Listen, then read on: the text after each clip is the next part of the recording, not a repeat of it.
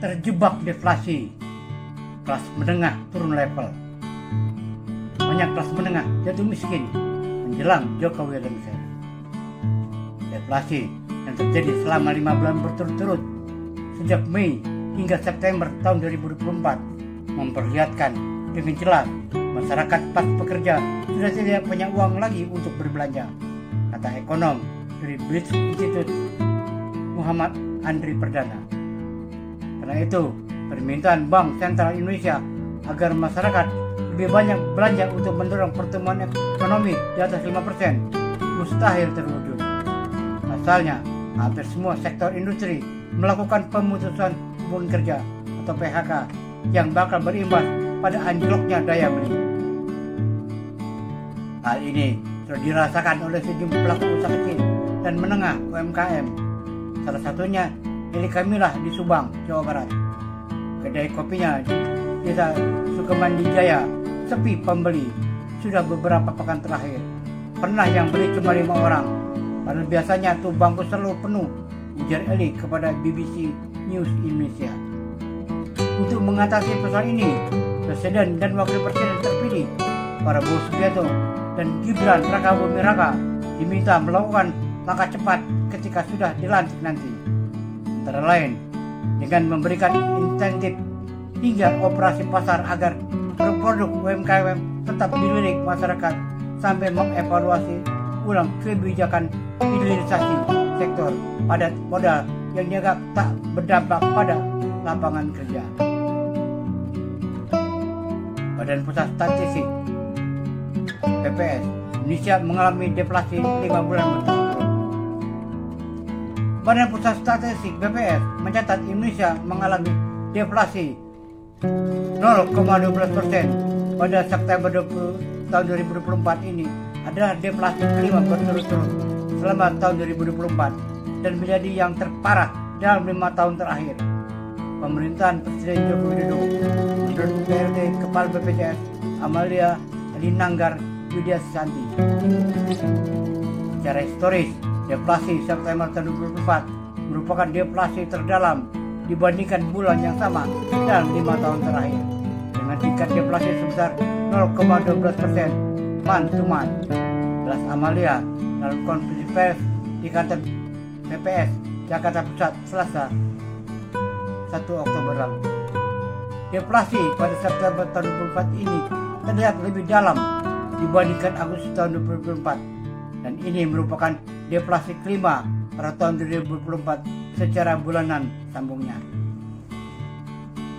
Deflasi berturut-turut selama tahun 2024 pertama kali terjadi pada bulan Mei lalu sebesar 0,03% month to month, lalu semakin dalam di Juni yang menyentuh 0,08% dan tidak lebih baik dari Juli dengan 0,18%. BPS kemudian mencatat deflasi mulai membaik pada Agustus, yakni kembali ke level 0,03% secara bulanan. Tapi tingkat deflasi di Indonesia kini kembali terpuruk. Deflasi yang terjadi pada 5 bulan terakhir jelas secara umum disumbangkan oleh penurunan harga komoditas bergejolak. Terjadi penyesuaian harga BBM pada bulan September.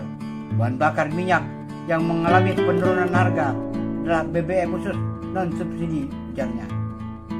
Kami mencatat komoditas bensin dan solar mengalami deflasi pada September dan tingkat deflasinya masing-masing sebesar 0,72% dan 0,74%.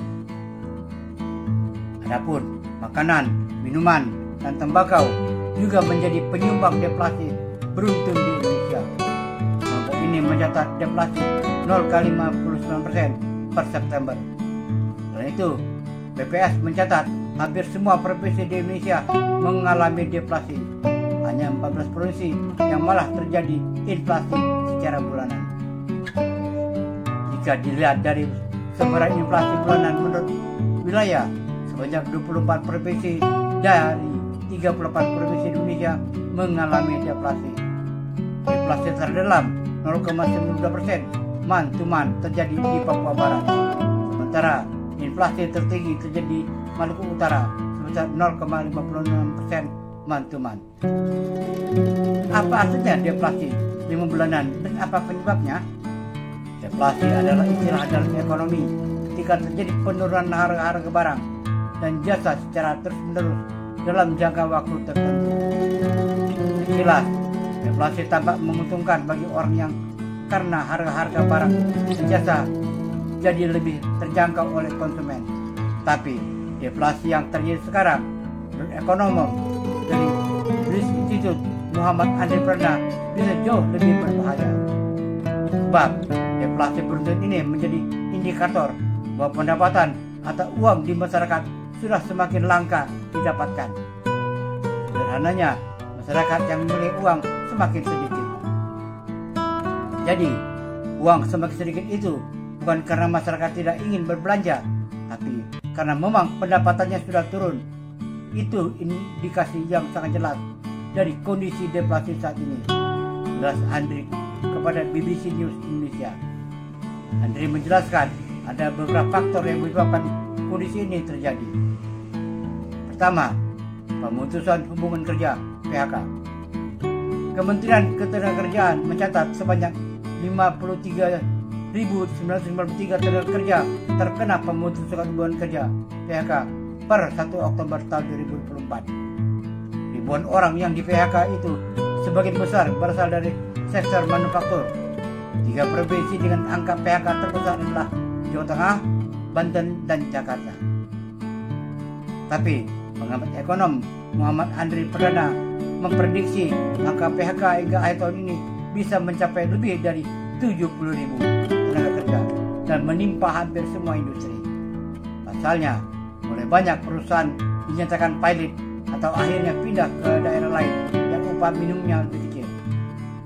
Masihnya PHK juga turut diperkuat catatan Badan Penyelenggara Jaminan Sosial (BPJS) Ketenagakerjaan yang menyebut hingga Agustus 2024 jumlah klaim jaminan hari tua JHT tercatat sebanyak 2,07 juta klaim. Untuk diketahui, pencairan JHT biasanya dilakukan ketika pekerja terkena PHK atau mengundurkan diri. Ekonom Muhammad Andri mengatakan peluang PHK yang kian membesar ini sudah pasti menurunkan pendapatan masyarakat kelas pekerja. Imbasnya, mereka akan lebih berhemat menggunakan uang hanya untuk kebutuhan prioritas.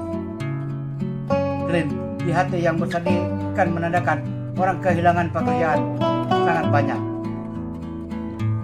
Kedua, minimnya lapangan kerja di sektor padat karya.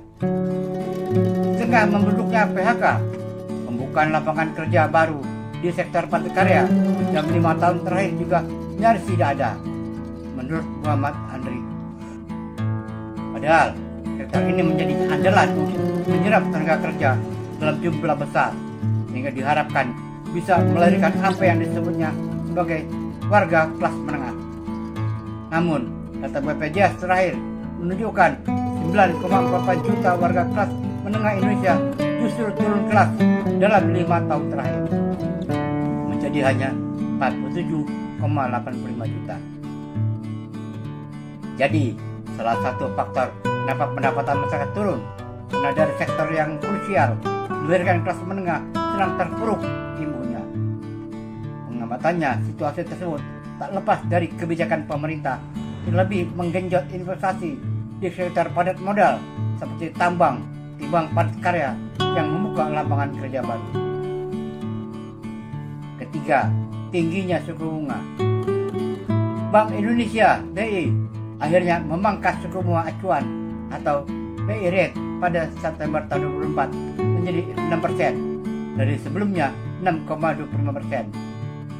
Suku bunga tinggi itu dipertahankan Bank Indonesia demi menjaga penguatan atau stabilitas nilai tukar rupiah. Tapi di sisi lain, menurut ekonom dari British Institute Muhammad Andri Pradana, uang yang beredar di masyarakat jadi lebih mahal. Dan kini, meskipun suku bunga sudah dipangkas, bukan berarti bisa mengurangi lonjakan deflasi di bulan-bulan mendatang. Sebab PHK massal dan tak adanya lapangan kerja baru belum sepenuhnya teratasi. Konsekuensinya, daya beli masyarakat juga belum akan membaik. Akan sampai kapan deflasi di Indonesia?